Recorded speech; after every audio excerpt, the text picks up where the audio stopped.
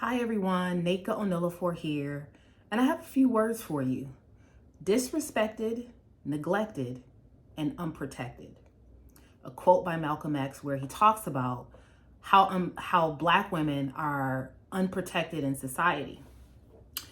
And so with everything going on, I want to start to talk about the invisible woman. I want to start to unpack the invisible woman.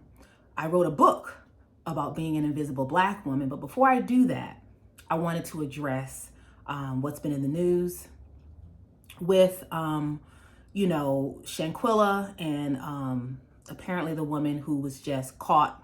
I believe her name is Dejanay. When Black women hurt Black women, I think that we as a society have become desensitized in many ways to white people hurting Black people. We saw obviously during the pandemic and much before that, all the police brutality, all the names that we can remember: Trayvon Martin, Tamir Rice, George Floyd, Breonna Taylor, Sandra Bland. That is a narrative that sadly many of us have become comfortable with. We, to some degree, have also become perhaps desensitized to Black on, quote unquote, Black on Black male crime with many of the rappers that, whose lives have been lost recently as well as in the past. This is something that, unfortunately, the narratives we hear often. I think what we hear much less often, or what we hear a lot less often, is about Black women harming, hurting, and more so killing Black women. And it being recorded, right? Because keep in mind, a lot of these things, even regarding police brutality, we know about because it was recorded. We have proof. So with trying to wrap my mind around, some of the recent events, and also thinking about the invisible woman, which is a topic that I will be highlighting on my channel a lot more with the release of my second book. I just want to say a few things, and of course, I don't know any more details about the case, the Shanquilla case, than you all do. However, one of the things I do think about is, her face, of course, seeing her face on social media, on the news.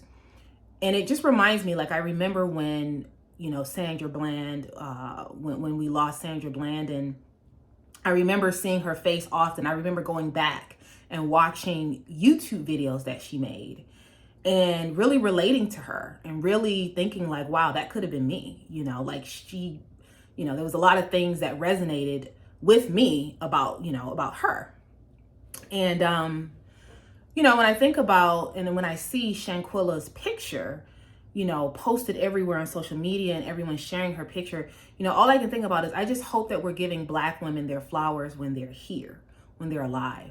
And I'm not saying that I'm not saying she wasn't getting her flowers. I mean, we do know at the end of her life, obviously, what happened, and it was very traumatic in terms of how she passed. But I just hope that, we are getting to know Black women. We are loving on Black women. We are all the nice things, that we say once they're gone about their character and who they were and how hard they worked. I just hope that all of those things are being said when they're here.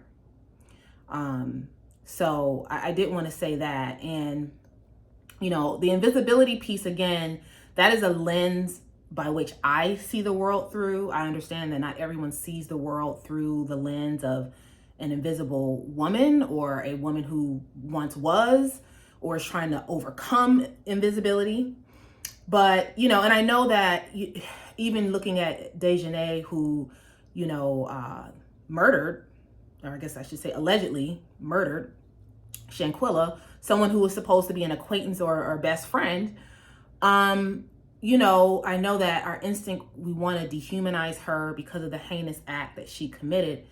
And at the same time, I also can't help but think about what type of, whether it be mental illness or invisibility or whatever it is, what is she struggling with internally and psychologically to want to inflict the type of pain and hurt and damage on another person. What is she and what was she carrying around? It's hard for me to believe that people are just inherently evil, although that was a very evil, beyond evil thing to do. And so I just really want to create a space, for you all to come on. Feel free to comment, with your thoughts. And again, like I said, I don't know any more about this case than you all do. I know there's a lot of details that a lot of people don't know. We're still finding things out. But as I move into a phase where I begin to speak more openly about my own experiences regarding feeling invisible, just thinking about those last moments of Shanquilla's life and, the invisibility that she obviously must have felt, screaming and crying and yelling, or and however she expressed that she wanted the pain and the agony to stop. No one listened to her. No one took her thoughts or feelings into consideration. In fact, people pulled out their phones and filmed it and laughed and mocked the entire situation. So I just wanted to kind of, highlight some of these things, because I think oftentimes when these things happen, so much is happening in the world, it eventually blows over. We forget about it. We move on about our lives. However, there's a lot of lessons to be learned. There's a lot to pay attention to. And I know a lot of people are saying, you got to watch, obviously, the company you keep. And, there's some speculations that Shanquilla had some reservations before going on the trip. And, people are saying Dejanay was jealous of her. Like, a lot of these things, I mean, we some of them, we don't really fully know the details. All we know is that a beautiful young woman lost her life by the hands of another Black woman. And that is something that, maybe I'm sure it happens. It's not always filmed, Yeah, when Malcolm X spoke that quote back in probably the 1960s about Black women being, disrespected, neglected, and unprotected, it's true, and it still holds true. And I guess I never thought of that quote in relation to other Black women. When I hear Malcolm X talk about Black women not being protected, I assume it's from the white society. But, this is, we're dealing with a whole nother beast with this one. Oftentimes when there's a physical altercation, things start brewing before that emotionally. So we are in a society where, and psychologically, so we are in a society where we know that a lot of people are not emotionally and psychologically healthy, and again, I don't know the circumstances, but I do know that,